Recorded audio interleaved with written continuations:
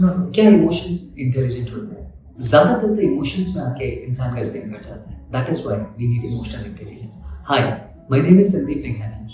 I am an industrial psychologist and more important, I'm a learner. And I'd like to talk to you about emotional intelligence, whatever I have learned.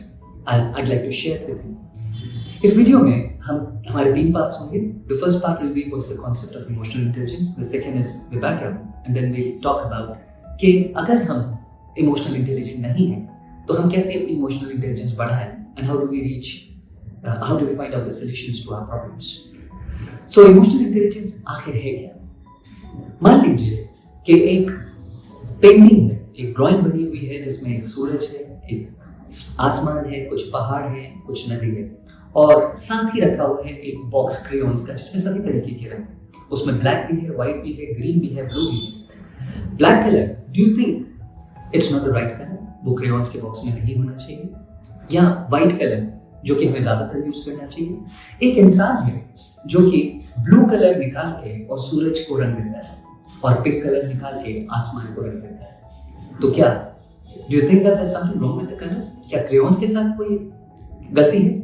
या उस इंसान को ये समझ नहीं आया कि उस सिचुएशन में या उस ऑब्जेक्ट को जो सूरज है उसे ब्लू नहीं करना चाहिए और आसमान को पिंक नहीं करना चाहिए? यही इमोशनल इंटेलिजेंस के साथ भी है. हम सबके पास we have box of emotions. हमारे पास 9 इमोशंस हैं. Picking up the right emotion to deal with a situation to get the right outcome is emotional intelligence. उस पर्टिकुलर सिचुएशन में कौन सा इमोशन इस्तेमाल किया जाए ताकि हमें हमारी मनमाफिक चीज चाहिए.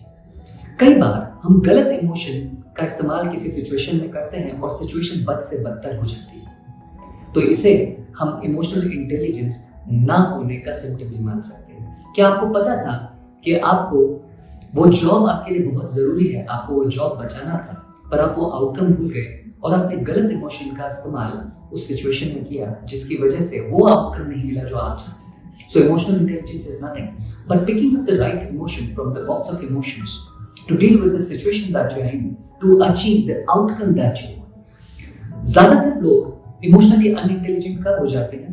जब वो इमोशंस बेतरतीब तरीके से पिकअप कर लेते हैं और भूल जाते हैं कि उन्हें क्या आउटकम अचीव करना था. Now this term emotional intelligence became really popular after the book on emotional intelligence got published and was written by Daniel Goleman.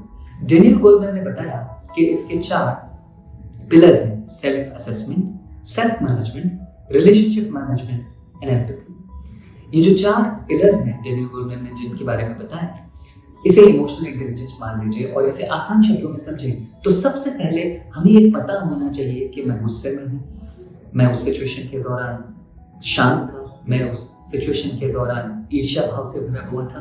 So this was understanding about your emotion.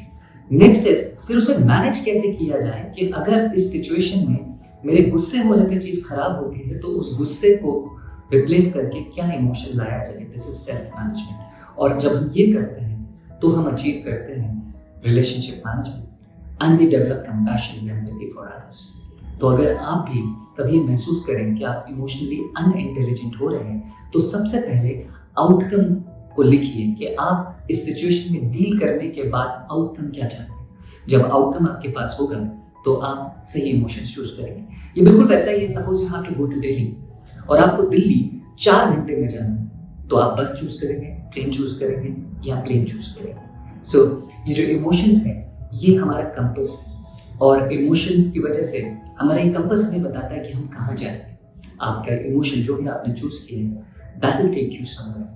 But अगर आपके पास outcome है so you would know कि आपको वहाँ कैसे जाना है. So make sure that emotions don't write you, you right emotions.